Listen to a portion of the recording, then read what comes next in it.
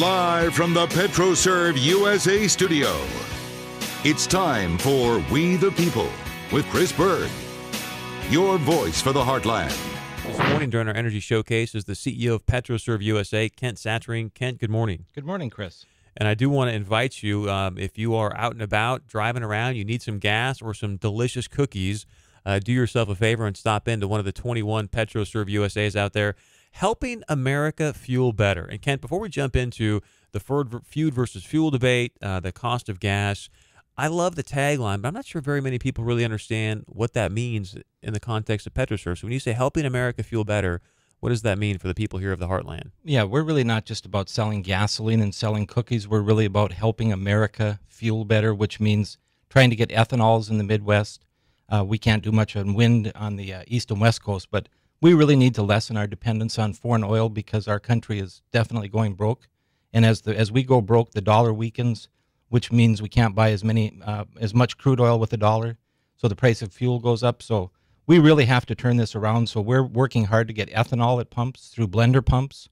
And so that's really what our cooperative, it's a farmer and city-owned cooperative, and that's what we're all about, is really trying to help switch what's going wrong in America right now at gas pumps. Well, I love having someone like you in studio because you can see obviously sort of the bigger picture of what's taking place at the pumps. And food and fuel, the two things aren't even in the CPI, the inflation index anymore, and yet continue to take up more and more of everybody's income. So I'm excited to have you speak about, number one, just the gas prices itself. And we haven't even reached the record levels of price per barrel of oil as we reached, I think, back in 2008 it was, and yet gas seems to continue to escalate. So if you can kind of walk us through and treat me like a kindergarten, if you don't mind, like what really impacts the price of gas? What's your profit off of it? Because I don't think it's very much as a gas station owner, and help people sort of understand, like, okay, this is why this is happening. What can we do to obviously help mitigate the situation? Right. As far as what makes the price of gas go up and crude oil go up, the number one, well, I wouldn't say it's the number one thing, but one of the things is demand. For years and years, the price of the demand has just gone up and up. When we hit 2008, actually demand went down for maybe like 20 months, but now it's gone back up again. I haven't checked the last few months. I would think that it's gone back down. But that's a big part of it is our whole economy is fueled by petroleum and fueled by oil. And so demand is a big thing. Another thing is speculators, which, of course, Mike Rood from the North Dakota Petroleum Marketers has done a lot of work on that, trying to get the speculation out of, so people on Wall Street are making huge amounts of money and making the price go up.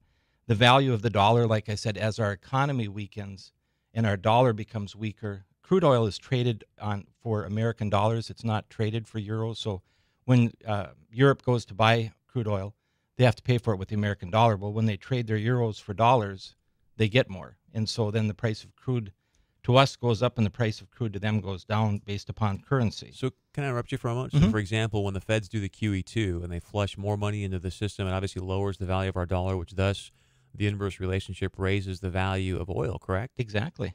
So not only... So, and plus, when we're exporting $1 billion a day out for crude oil and petroleum, that hurts our economy, hurts our dollar. So that's why we really need to work, and I really appreciate what the Midwest and what the North Dakota legislature and our Governor Dalrymple and Senator Hoeven and Senators Conrad and Berg and Pomeroy when he was there, they really have worked hard to help ethanol make it in the Midwest. Because if, two major things are oil, energy, and then food. Those are important things to us. And so, that's what makes our economy run. Food is what makes us continue on. And so those are very important issues. But that price of the dollar is really affecting us. And then, of course, price of crude oil, government regulations, the boutique fuels like California does that affects America, all the things the EPA is doing to goof up the price at the pump, government policies like not allowing drilling. We said that Bush and Cheney were for oil, but now unfortunately everything President Obama has done, which has tried to help us, is unfortunately with this no drilling, that's shooting the price up. So we just have to try to get a national energy policy in this country.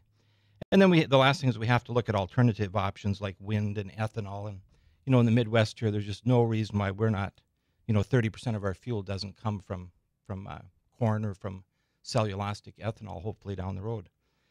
So those are the things that add into that. As far as what the gas station makes at the pumps, I hear a lot of times the Bismarck is crazy priced, and Jamestown, Valley City are crazy priced.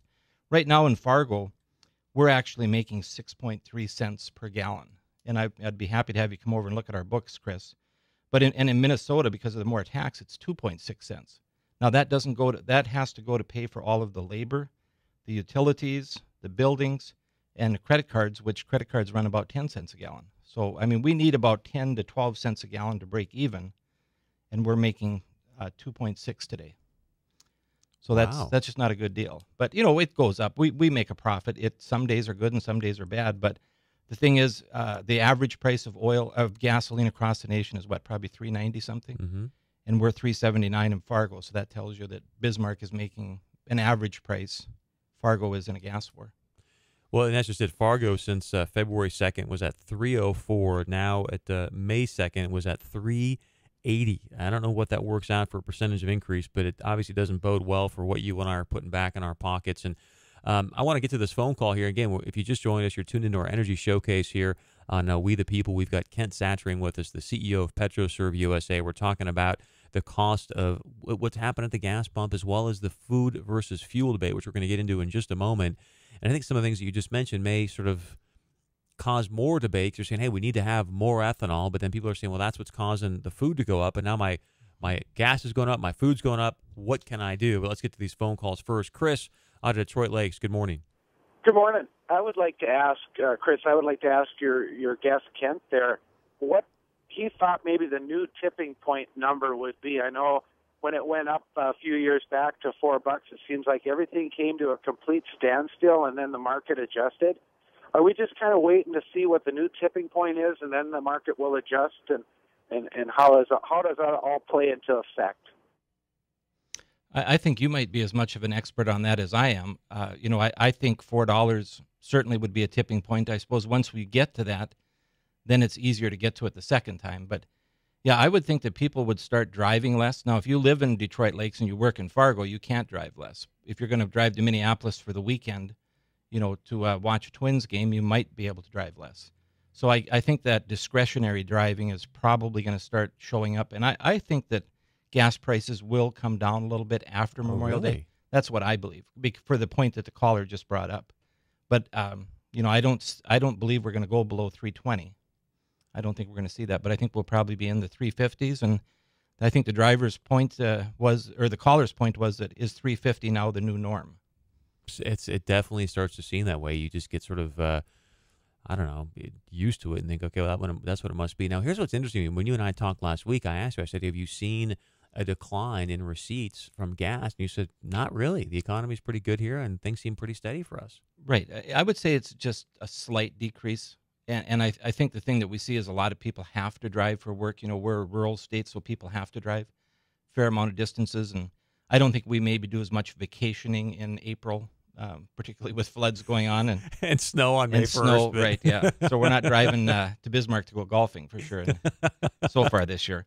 So I think we may see it over the summer, but hopefully we'll have less we'll have more stay vacations and less long vacations, and hopefully we'll keep our sales up. Here's a question for you. We heard about a story that when this happened in West Fargo. Have you seen more gas theft as of late? Oh, we see a little bit more, but we have a lot of video cameras.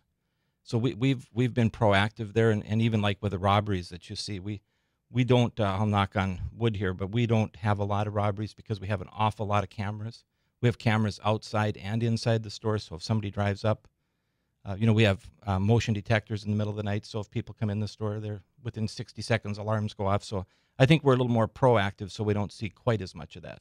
Again, if you just joined us, Kent Satchering with us, CEO of PetroServe USA. If you happen to be out and about driving, which I know many of you are, stop in at one of their 21 stations across the heartland here and pick up some gas and some definitely good food and great cookies. Live from the PetroServe USA studio, it's time for We the People with Chris Berg, your voice for the Heartland.